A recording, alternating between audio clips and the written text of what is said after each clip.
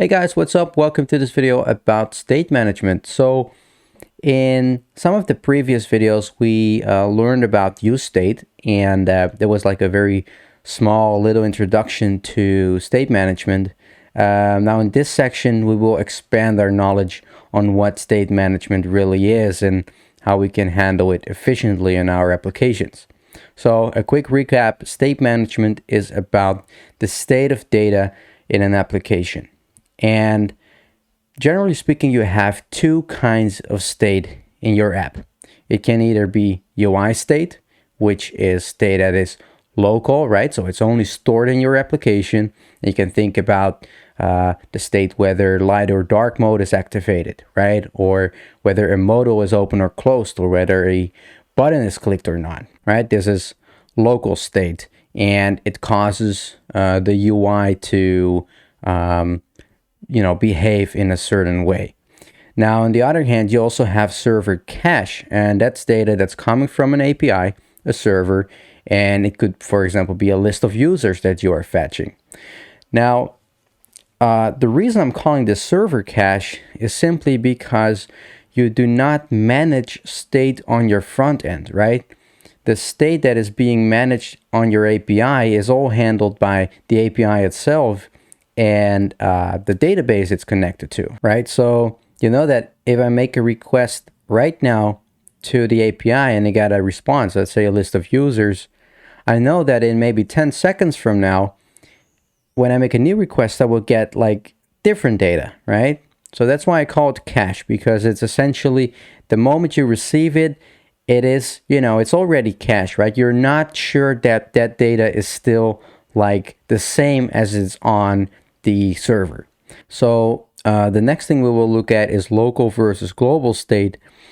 And I don't want you to be confused about what I said about local state before, because with local as in terms of UI state, I mean that it is state that is like local to your application, right? It's not shared or has shared state with anything else. Like your server cache, this is something that depends on what the API will return. The UI state only lives in your application. It doesn't, live outside of that. It's not being stored on a server.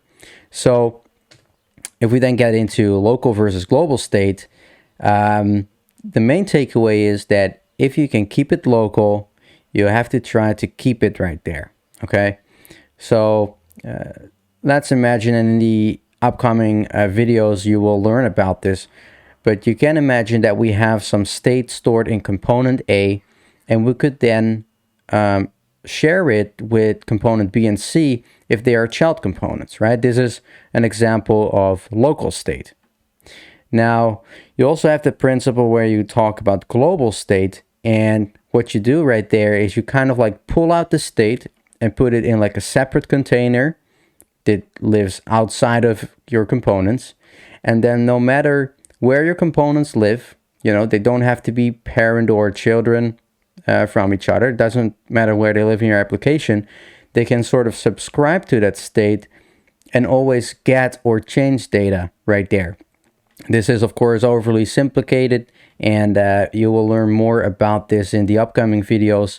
But the main takeaway of this section of the course is that if you can keep state locally, try to keep it right there. So what can you use for managing state in your application? In the upcoming videos, we will learn about all these, including Redux. But the preferred way of handling state is for UI state. First, try to share the state using props. If that doesn't work, you can use component composition. And if that doesn't work, you can use the context API, but you will find that the cases where you really have to use the context API are limited. And for our server cache, we're going to use a technology called React Query, which is great, and we'll take care of that. We will also learn about Redux, and the thing with all the Redux is considered to be a state management library, just as Recoil and Jotai and Zustand, and there are like probably dozens of more state management libraries, but this is just some of the ones that are very popular. And you should imagine that for most applications, I'm talking probably 95% and up, you won't need a state management library like Redux or some of the others listed right here, right? You can perfectly get away with using props, component composition, the context API, and React Query.